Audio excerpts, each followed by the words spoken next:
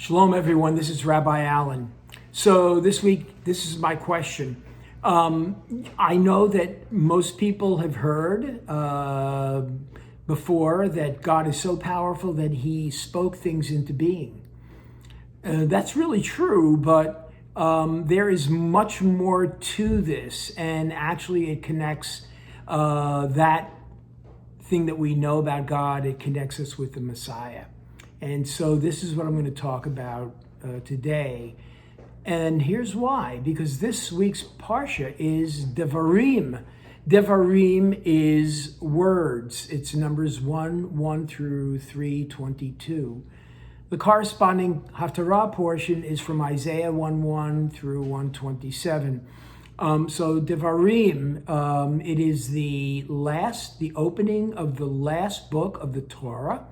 And it is the first chapter of our last book. And so Devarim, it's words. It's called both the portion and the book it's called that because the opening words say, and these are the words that Moses spoke to all of Israel. And so we use the words Devarim. Now, the thing is, in English, we have the book called Deuteronomy. And Deuteronomy really is from the Greek. That means basically second law. But Devarim is not a second law, so to speak. It's just a repetitive book of the law, of the Torah.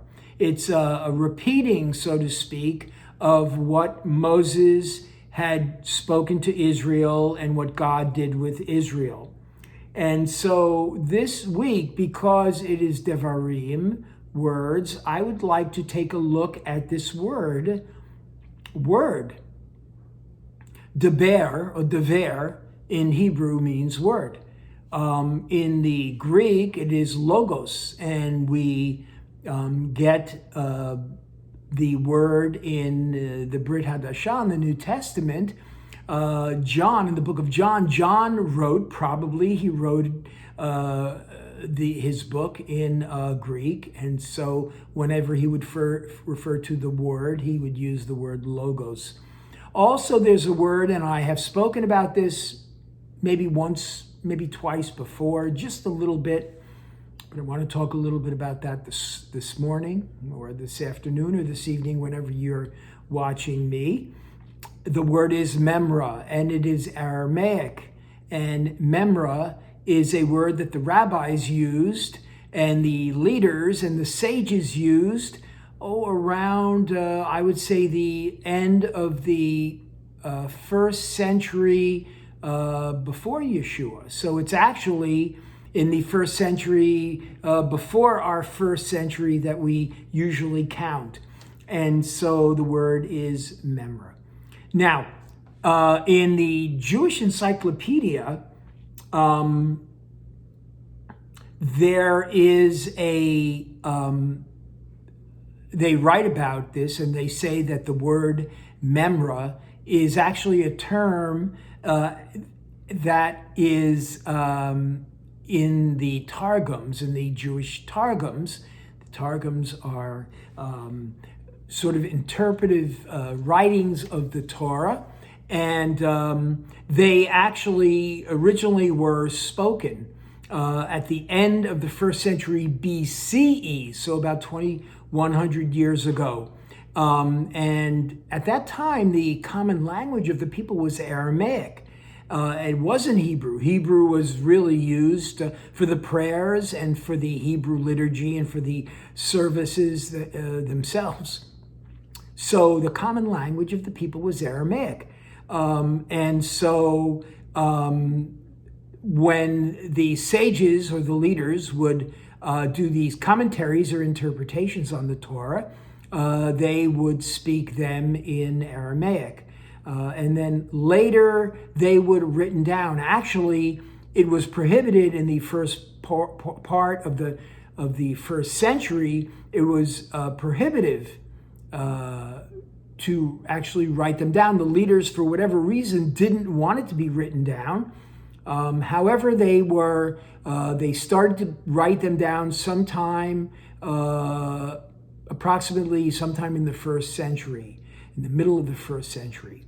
And so we have the Targums or Targumim, and the Jewish Encyclopedia said that the Targums used the word Memra as a substitute for Adonai, for the Lord, when there was this specific thing that was written about God, when they used this, what we would call anthropomorphic characteristic of God. And so because any anthropomorphic phrases or things about God were sort of to be avoided. What is that? Anthropomorphic basically gives God human attributes. In other words, when the Bible and the Torah would do this quite often, and certainly throughout the Tanakh and in the Psalms, it would talk about God, the eye of God, or the ear of God, or the hand of God. Well, these are human parts of our body, and so these anthropomorphic terms were used to describe God and the different parts of God, whether it was his hand, his doing something, his seeing, his hearing. And so to be avoided, they would use, as a substitute, they would start to use the word Memra, meaning Adonai. And so they really needed some way to explain these physical attributes. Okay, so with that in mind, I want to read a few things, and let's start with Targum Neophiti. And Targum Neophiti was the portion from Genesis chapter 1. And again, this was an interpretation of the sages, and they were speaking about the book of Genesis. And this is what it was written in the Targum. From the beginning, with wisdom, the Memra of the Lord created and perfected the heavens and the earth. And the Memra said, "Let there be light." And there was light by his Memra. And so we see that the Memra is actually spoken of as he, or things that the Memra did. And so we see that the Memra doing things and creating things. And so in Genesis 2:3, in the Targum, it says, "And on the seventh day, the Memra completed his work." And so we see the Memra, although it was the Word, known as the Word, and it was attributed to God, we see that there was something special about the Memra that actually created, that had this process of creating, and on the seventh day of creation, the Memra rested. So now let's go to the Brit Hadashah, because as all of my videos we're doing, we are showing the connection of Yeshua in the Torah, and we're showing the connection of Yeshua in the Jewish writings, and we're showing the connection of Yeshua with the Jewish people and with the land of Israel, and how not only do we see Yeshua within the Jewish writings, but also we understand more about the body of Messiah and the believers, and how we are to act and how we relate to God. And so in the book of Yochanan, in John 1, verses 1, 2, and 3, and this is in the Brit Hadashah in the New Testament, this is what John wrote. And if we sort of remember what we just read about the Targum Neophiti, we see that John probably used the idea from the Targum when he wrote this. In the beginning was the Word, and the Word was with God, and the Word was God. He was in the beginning with God. All things were made through him, and without him nothing was made. And so we see a little bit more of the revelation of what the Memra was. And Yochanan is telling us that the Memra, in fact, it was God, but was with God. How could that be? Because as we said in the past, Yeshua is God. Even though we say that he is the Son of God, and he is this separate entity of being the Mashiach, the Messiah, he in fact is God. At the same time, how can this happen? This can only be God doing something like this, because God can do anything. And so the Word was God, and the Word was with God, and that Memra was in fact the Creator who made everything, Yochanan says. And also in John 1:4 we read, he says the Memra became flesh and then dwelt among us. And as we know, that 2,000 years ago, that God came in the flesh as Messiah Yeshua, and he dwelt among us. We also read in a writing called The Wisdom of Solomon. It's one of these additional writings. It's not really considered to be on the level of the Word of God on Torah.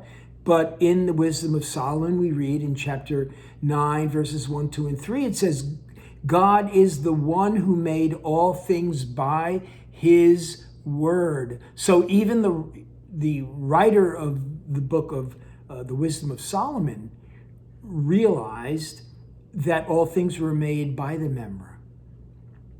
Then we go once again back into the New Testament, into the Brit Hadashah, and we see that in the book of Hebrews, and again, as I've said before, it's called the book of Hebrews, but really it should have been called the book of Messianic Jews, because it was referring to the Jewish believers in Messiah Yeshua. And so 2,000 years ago, we read about the book of Hebrews, chapter 1, verses 1 and 2, the writer wrote, God, who at various times and in different ways spoke in times past to the fathers by prophets, has in these days, and the writer is talking about 2,000 years ago, in these days has spoken to us by his Son, through whom also he made the world. And so we see not only in the writers in the Brit Hadashah, these Jewish writers, but we also see that Jewish writers, even before Messiah Yeshua was born, that they attributed the Memra, the Messiah, the Mashiach, to be the very creator of all things. Commonly we say, well, God created the heavens and the earth. But what we see is it is God that created them, but it was God, the Messiah portion of God, that did these things. And so now, I am not this kind of person that thinks that there's conspiracy around every corner. This is not me. However, the reality is the Jewish world has been selectively exposing our people to an anti-Yeshua Judaism. And this has been going on for centuries and centuries. And while they have been keeping the truth concerning Messiah Yeshua, and much of the, let's say, the concepts of Messianic Judaism and the reality of Messianic Judaism and the reality that believing in Messiah Yeshua is a Jewish thing and is a Messianic concept. And so, again, is it a conspiracy? Well, I don't want to put it into the category of, oh, this is a conspiracy and that's a conspiracy. But the reality is there was this selective move by the Jewish leaders, and it began almost 2,000 years ago, to keep the truth from the Jewish people. And this is one of the reasons that I am doing these videos, to bring out the truth and the reality of Messianic Judaism and who the Messiah is. So what we see from these things is Messiah Yeshua, he is the creator of physical life. According to the Targums, he is the creator of physical life. And we know that he is also the creator and the extender of our life. And he is certainly the creator of our spiritual life that extends our life. So after we would die, we will live forever, because through Messiah Yeshua, who is God, he has extended our lives, so we will live forever. And so as we see each and every week, we start seeing these wonderful connections of what we believed, what we were taught, and what we now know the reality is. So until next week, this is Rabbi Allen bidding you shalom, shalom.